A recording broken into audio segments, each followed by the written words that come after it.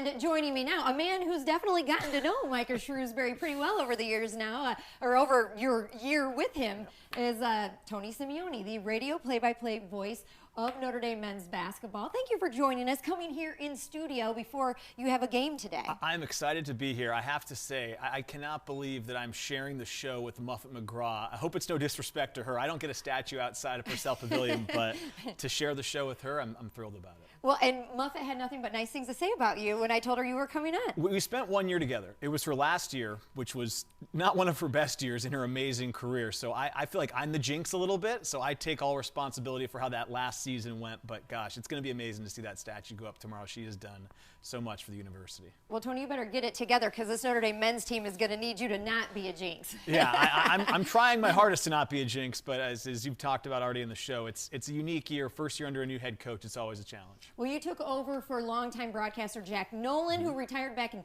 2021, and now you've gone from ESPN to NBC Sports. You've done a little bit of everything. What brought you, though, to South Bend? Yeah, so I came to South Bend back in 2016 when I was working with Fighting Irish Media. So I knew Jack a little bit, worked behind the scenes with him, as a lot of your hardworking people behind the scenes here know it takes a lot to put on a TV show. And then when Jack retired, a lot of his responsibilities were still on the table, so I took some of those. I still do some work with NBC, but it's great to call these men's basketball games because it's just fun to go and kind of live and die every game with one team. It's really a joy.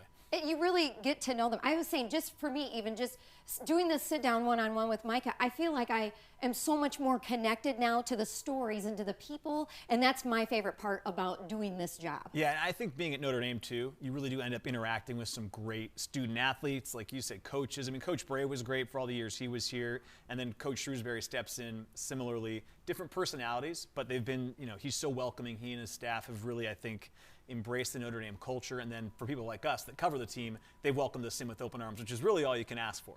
Now, taking a look at this Irish team, I spoke one-on-one with Micah about the state of the program.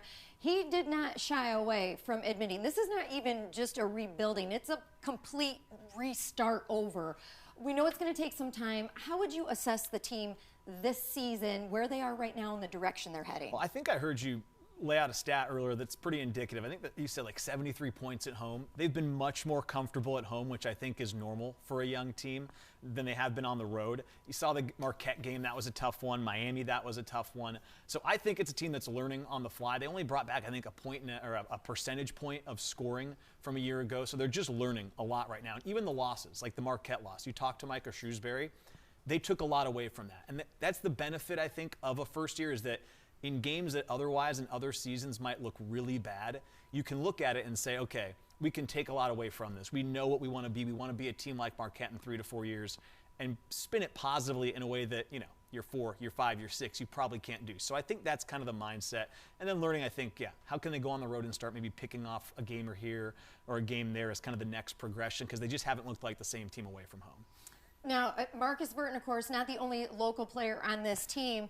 J.R. Knesny from South Bend St. Joe, he sat out last season, but now he's getting some playing time, kind of finding that rhythm. Yeah, J.R. is a guy who he's developed so much physically now in his third year, which I think is a great testament to the support staff, how they've gotten him ready. Had a couple double-doubles earlier this year. He's a guy who's in his second year of eligibility, but in his third year on campus, I think is really taking advantage of that. And again, it being a young team, it's kind of up for grabs who are going to be the go-to players. You mentioned Marcus Burton. I think he's obviously their best player. But who's going to be that second go-to guy? And JR has been a guy that's kind of made a case for it.